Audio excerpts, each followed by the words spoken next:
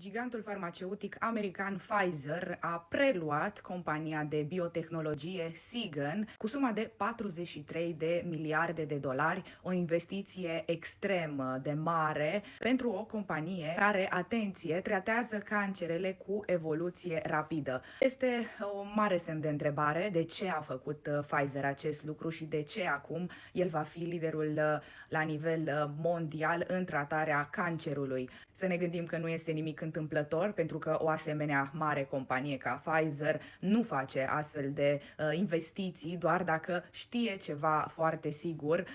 și nu putem decât să ne întrebăm dacă Pfizer știe ceva ce noi nu știm și sperăm totuși ca vaccinurile pe care tot ei le-au creat să nu fie și cele care să determine această boală necruțătoare pe care, ghiciți ce, tot ei o vor trata și banii noștri vor merge tot încolo. Este absolut halucinant.